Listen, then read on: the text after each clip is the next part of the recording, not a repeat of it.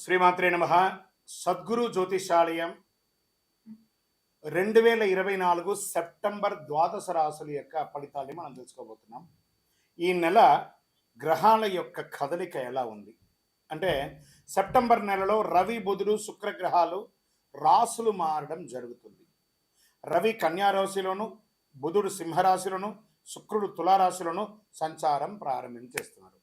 దీని ద్వారా ద్వాదశ రాశులకి ఎలా ఉండబోతుందో ఒక్కొక్క రాశిగా మనం విశ్లేషిస్తాం. జ్యోతిష్ శాస్త్రీత్యా ద్వాదశ రాశుల్లో 12వ రాశి అయినటువంటి మీనరాశి మిత్రులారా, మీరు పూర్వాభాద్ర నక్షత్రం 4వ పాదం, ఉత్తరాభాద్ర నక్షత్రం 1, 2, 3, 4 పాదములు, రేవతి నక్షత్రం 1, 2, 3, 4 పాదాలకు జన్మించిన మీరు మీనరాశి వారిగా పరిగణించబడుతున్నారు. ఈ సెప్టెంబర్ నెల మీకు శుభాశుభ ఫలితాలు ఎలా ఉన్నాయంటే, ఏళ్నాడు శని 7.5 జరుగుతుంది.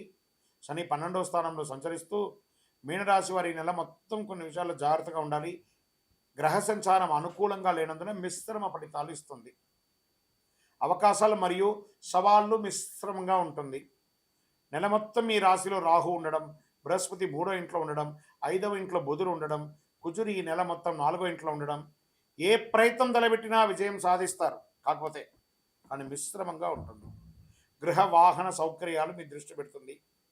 వ్యాపారాల్లో మీ ఆలోచన ఫలించి అద్భుతంగా ఉంటుంది. మాస ద్వితీయంలో జాగ్రత్త. డాక్టర్లు, లాయర్లు తదితర వృత్తి నిపుణులకి డిమాండ్ పెరుగుతుంది. మీ స్నేహం దెబ్బతినే అవకాశం ఉంటుంది. స్నేహితులతో మాట్లాడేటప్పుడు జాగ్రత్త.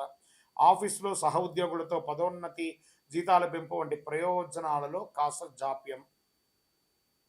కానీ మాస ద్వితీయంలో అధికారుల నుంచి ప్రశంసలు పొందుతారు. వ్యాపారంలో ఆశించిన లాభాలు పొందుతారు. శత్రువుల వల్ల కాస్త సమస్యలు వచ్చే అవకాశాలు ఉన్నాయి. కొత్త వ్యాపారాలు ఏదైనా మీరు మొదలుపెట్టుంటే అది విజయవంతంగా ఉంటుంది. మీ యొక్క వ్యాపారాన్ని విస్తరింపజేసే అవకాశాలు గట్టిగా ఉన్నాయి. కుటుంబంలో సంతోషం మిశ్రమంగా ఉంటుంది. కాస్త బాగుంటారు, అప్పుడు కొంచెం డిస్టర్బెన్స్గా ఉంటుంది. సమాజంలో గౌరవ మర్యాదలు మాత్రం చాలా పెరుగుతుంది. బంధువులు, స్నేహితులు ఎంతో సహకరిస్తారు. మాస ద్వితీయంలో భార్యాభర్తల మధ్య అన్యోన్యత పెరుగుతుంది. నెలాఖరులో చిన్న చిన్న అభిప్రాయాలు రావచ్చు, కానీ ఏమి ప్రభావం ఉండదు. వివాహం మరియు సంతానం లేని వారికి వివాహ యోగం, సంతాన యోగం, శుభకార్యాలు లాంటి సంకల్పించే అవకాశాలు ఉన్నాయి. మాసాంతరంలో బంధువులతో చిన్న చిన్న సమస్యలు వచ్చే అవకాశం ఉన్నందున ఓపిక పట్టండి. ఆరోగ్యం పట్ల ప్రత్యేకించి స్త్రీలు జాగ్రత్తగా ఉండాలి. నూతన వస్త్రాభరణాలు కొనేవాళ్ళు కొంచెం మంచి నాణ్యమైనటువంటి స్థలాలకు వెళ్ళి కొనండి. మాస చివరి భాగంలో శత్రువుల వల్ల సమస్యలు, అప్పుల బాధలు తలెత్తవచ్చు. ఇతర రాష్ట్రం, ఇతర దేశాలకు వెళ్ళే అవకాశాలు ఉంటాయి. కోర్టు వ్యవహారాలు కాస్త జాప్యమయ్యే అవకాశాలు ఉన్నాయి. ఆధ్యాత్మిక పట్ల ఉత్సాహం పెరుగుతుంది. విద్యార్థులకి ఈ మాసం 15వ తారీఖు వరకు బాగుంటే 15 తర్వాత కాస్త మిశ్రమంగా ఉంది. ఆరోగ్యపరంగా జాగ్రత్తగా ఉండాలి. రాజకీయ నాయకులకి మిశ్రమం. దస్తావేజులు జాగ్రత్త అండి, మీ యొక్క డాక్యుమెంట్స్ ఏమైనా ఉంటే జాగ్రత్త. షేర్ మార్కెట్ మిశ్రమం. మీడియా రంగం వారికి ఈ నెల చాలా బాగుంది. కళాకారులకి బాగుంది. ఇండస్ట్రీస్ జోన్ వెళ్ళే వాళ్ళు ఆ ఇండస్ట్రీ టూర్కి వెళ్ళే అవకాశాలు ఉన్నాయి. చంద్రాష్టమం ఈ నెల 6/9/2024 11 గంటల రాత్రి నుండి 9/9/2024 11 గంటల 28 నిమిషాల ఉదయం వరకు చంద్రాష్టమం ఉంటుంది. జాగ్రత్త. మంచి రోజులు ఏమైనా ఉన్నాయా సెప్టెంబర్లో అంటే 1, 3, 10, 13, 22, 27 ఇలా బాగుందని చెప్పచ్చు. పరిహారం ఏమైనా ఉందా ఈ నెల అనుకుంటే, నవగ్రహ సన్నిధిలో గురు భగవానునికి నూనె దీపం వెలిగించండి. పసుపు పూలతో పూజించండి. శని భగవానునికి ప్రార్థన చేయండి. శని భగవానునికి 19 ప్రదక్షిణాలు చేయండి. దక్షిణామూర్తి శ్లోకం చేయండి. మీ వయసు ఎంత ఉందో అన్ని దీపాలు వెలిగించండి. కరుంగాళి మాల ధరించండి.